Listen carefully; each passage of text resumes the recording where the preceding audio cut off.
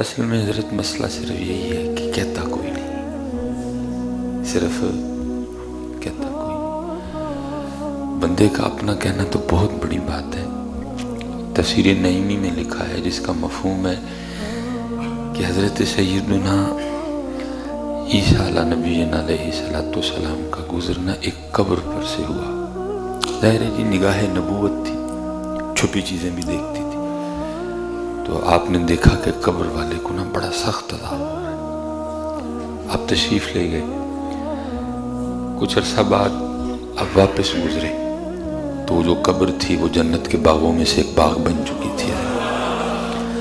حضرت عیسیٰ علیہ نبینا علیہ السلام نے اللہ کی بارگاہ میں عرض کی، رب کریم مجھے اس قبر والے کے حال سے آگاہ کر کہ پہلے گزرا تو عذاب تھا، اب گزرا تو قبر جنت کے باغوں میں سے ایک باغ۔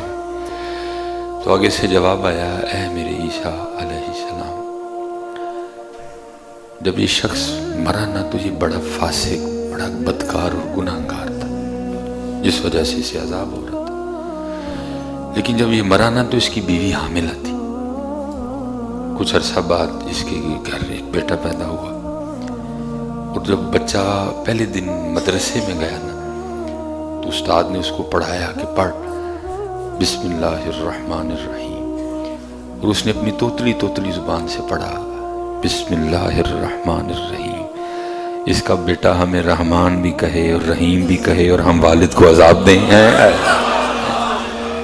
اس کا بیٹا ہمیں رحمان بھی کہے اور رحیم، صرف خرابی یہ ہے کہ کہتا ہے، صرف خرابی ہے، باقی تو سب کچھ ہے، اب کہتا کوئی نہیں ہے۔ مار ہمیں یہ پڑ گئی ہے کہ اب کہتا کوئی نہیں ہے۔ جو جتنی نحوستیں ہیں جو کچھ ہے یہ صرف اس لیے ہیں کہ اب کہتا کوئی نہیں، ہم چھوڑ گئے ہیں۔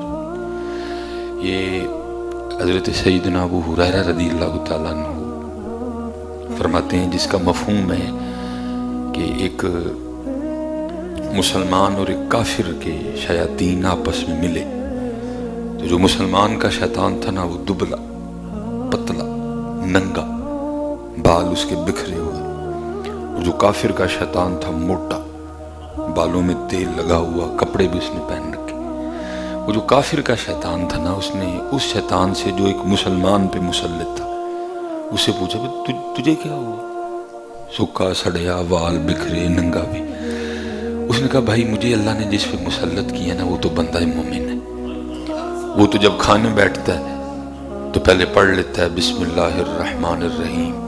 اب بسم اللہ شریف کی برکت سے میں اس کھانے میں شریک نہیں ہو سکتا، وہ کھاتا رہتا ہے، میں پاس بیٹھا بھوکا رہتا ہوں۔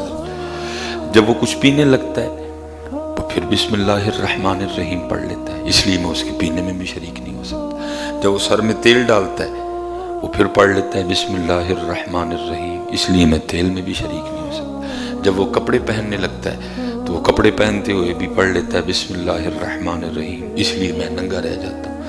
اور وہ جو شیطان تھا نا جو کافر پہ مسلط تھا، اس نے کہا میں تو ایسے شخص پہ مسلط ہوں جو خدا کو بھول ہی چکا ہے، وہ کسی کام میں کھاتے پیتے تیل لگاتے اپنے کپڑے کسی چیز میں وہ اللہ کا نام نہیں لیتا، اس لیے میں اس کی ہر چیز میں شریک ہو جاتا ہوں۔ بات پھر وہی ہے کہ کہتا کوئی نہیں ہے، ہم نے کہنا چھوڑ دیا۔ آج آپ جیسے سائیں اور نے کیا کہا کہ دیکھو کہ وڈے کروں پانڈا کدی خالی نہیں آیا، وڈے کروں پانڈا کدی خالی نہیں آیا، کہتے کوئی نہیں ہے۔ ہم تو مائل با کرم میں کوئی سائل ہی نہیں، بندے یہ تجھے نہیں دیں گے، یہ تو بنا ہی تیرے لیے، اللہ کو اس میں سے کس کی حاجت ہے؟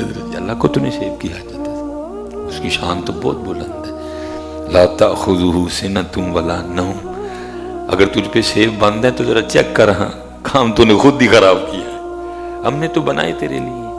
ما اريد منهم من رزق وما اريد ان يطعمون ان اللہ هو الرزاق ذو القوة المتین، ہم نے تجھے قرآن میں کہا نہیں تھا ومن اعرض عن ذکری فإن له معیشۃ ضنکا، تو اگر ہمارے ذکر سے منہ موڑے گا تو ہم اس زمین کو تجھ پہ تنگ کر دیں گے۔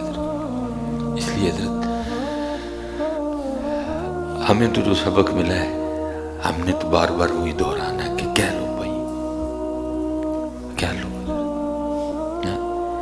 وہ جو حکیم صاحب رحمۃ اللہ تعالی علیہ فرمایا کرتے تھے نا، جب تک چلے خوب چلائیں سائے اپنے دی یاری،